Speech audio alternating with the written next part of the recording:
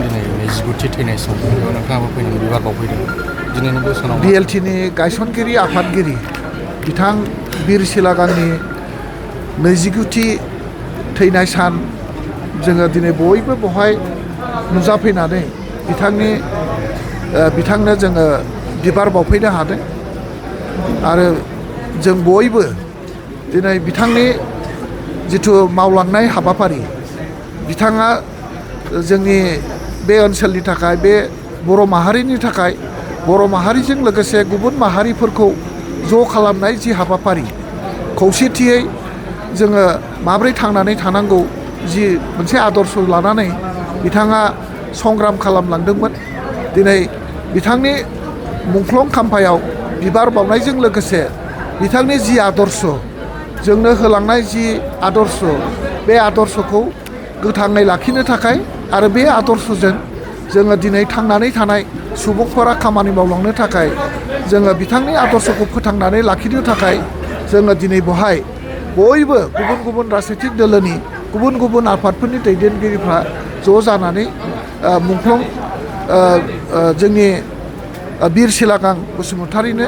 जोङो दिनै बिबार बावदों आसा खालामदों बिथांमोनहा अरायबो इसोरनि खाथियाव थानानै जोंखौ नाहरबाय थाथों जोंनि गेजेराव खौसेथि आरो जोंनि बे ओनसोलखौ उदांस्रि खालामनायनि बा जोंनि बे ओनसोलखौ मोनसे सक्तिशालि मोनसे समाज आरो मोनसे आदर्श मोनसे ओनसोल बानायनायनि जि हाबाफारि बे हाबाफारियाव जाहाथे जों बयबो मोजाङै खामानि मावनो हायो अरायबो जोंनो आशीर्बाद हरथों आरो बिथाङा जाहैबाय जोंनि प्रेरणा जोंनि गोसोखौ दाद खालामनो हाग्रा आरो जोंनि गोसोखौ गोरा खालामनानै सैथोनि लामाजों खामानि मावनो अरायबो बोसोन हरग्रा सासे सुबुं बिथांनि बोसोनखौ जोङो अरायबो गोजोर लाखिनो हानायनि थाखाय इसोरनि खाथियाव आर'ज गाबबाय आरो बिथांनि आत्माया अराय सान्थियै थाथों आरो अरायबो जोंखौ नाहरनानै जोंखौ दैदेनलांबाय थाथों बेखौनो जोङो दिनै गोसोखांनानै जोंनि बे थैनाय समाव जों बयबो गोसोखांनानै बिथांनि आत्मा सोरगोथिनि थाखाय जोङो बिबार बावफैदों बिथांनि गोसोखांथिनि मुङावहाय BTC सरकारनिफ्राय माबाफोर खामानि मावनायनि थांखि लादों गोबां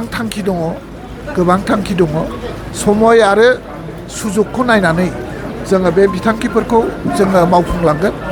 समायाव जोङो नोंथांमोननो जानायगोन आरो नोंथांमोना समायाव गासैबो हाबाफारिखौ नोंथांमोना नुनो मोनगोन